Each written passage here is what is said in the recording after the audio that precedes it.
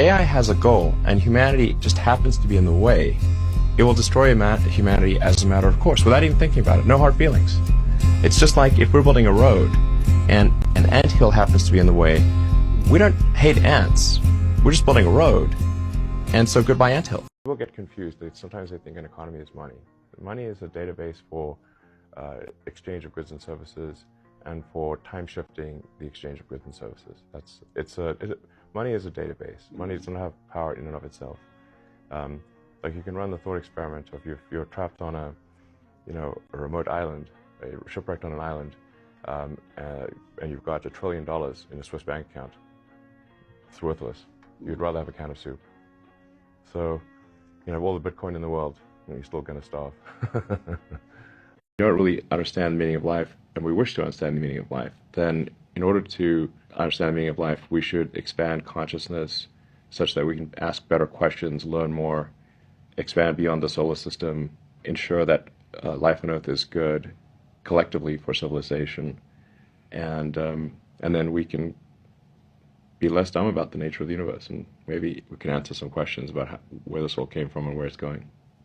I think that's a sound philosophy. It's the least unsound philosophy I can think of.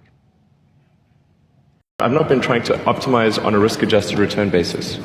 So there are, I would not say that I went into the rocket business, the car business, or the solar business thinking that it's a great opportunity. I just thought that something needed to be done in these industries in order to make a difference, and that's why I did it. There are people who say that the company cannot survive without you. I don't think that's true, yeah. There are people who say the company cannot survive with you. Haha, that's hilarious. They say it because of the way you acted over the summer, yeah. Doing things that seemed impulsive, un-CEO-ish. Well, first of all, I am somewhat impulsive, and I don't really want to try to adhere to some CEO template.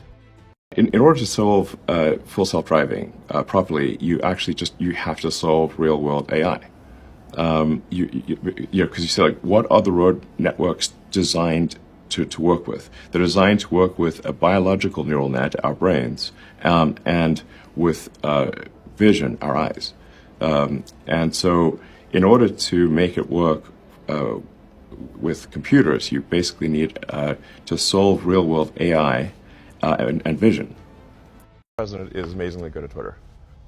Do you see any similarities between you and him? There aren't zero similarities. Do you support him? I think there are some things that I think are good, like the Space Force. But there are some things that I think are not good, like support for oil and gas. And his position on the environment, global warming? We obviously do not agree on the environment. Do you believe in ghosts? I don't believe in ghosts, but sometimes it feels like there are ghosts or something, How so? Like in the house? What creeps at night? Creepy late at night, and there's, if you're in like a weird house and there's sort of strange sounds happening, and doors opening for no apparent reason, and it's creepy. So you're in your opinion, like scientifically, ghosts doesn't make sense for them to exist?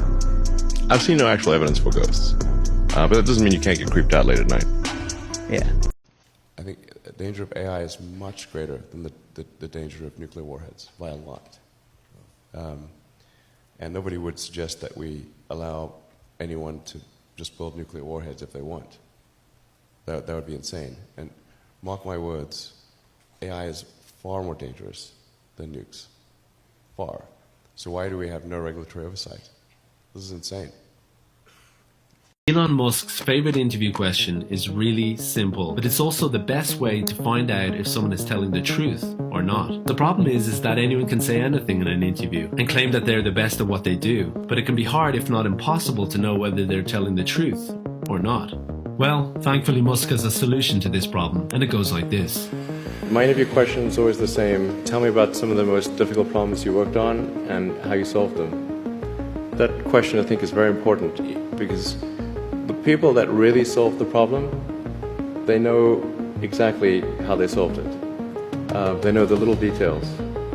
And the people that pretended to solve the problem, they can maybe go one level and then they get stuck. You think they've cloned humans? I don't know. I'm not aware of any cloning of humans that has actually taken place, but if you say, is it possible to clone humans? Yeah, it's very possible, right? Of course. Because they've admitted to cloning sheep, right? Well, you can get your dog cloned right now. Is it expensive? No. It's got to be expensive, I right? think it's like 50 grand. 50 grand to clone a dog. That's not even that crazy, Oh, man, I'm man. doing that. If you can clone a dog, you can clone a human. It's the same level of difficulty. Is this really you or what?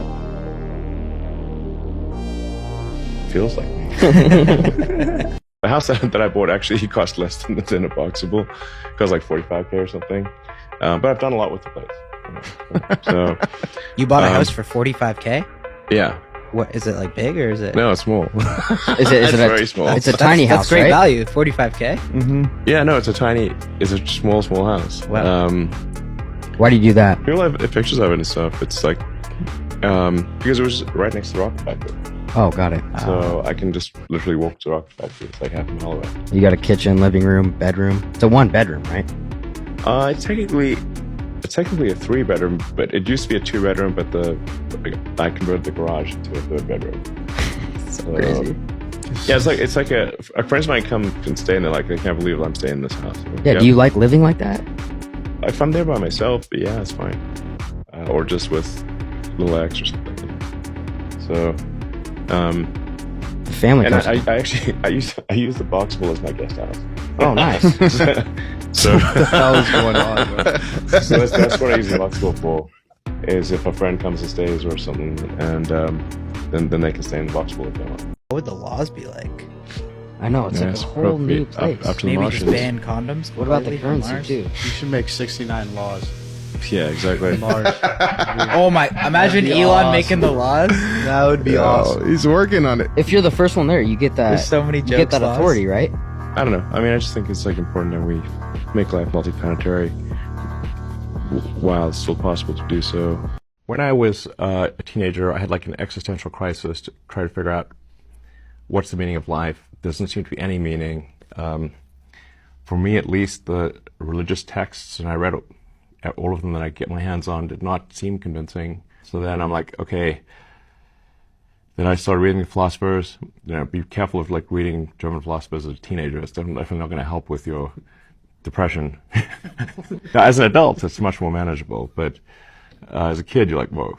So then I was like, man, I'm just like struggling to find meaning in life here. And then I read Hitchhiker's Guide to the Galaxy. And basically what Douglas Adams was saying is that we don't really know what the right questions are to ask. Like the question is not what's the meaning of life. The real problem is trying to formulate the question.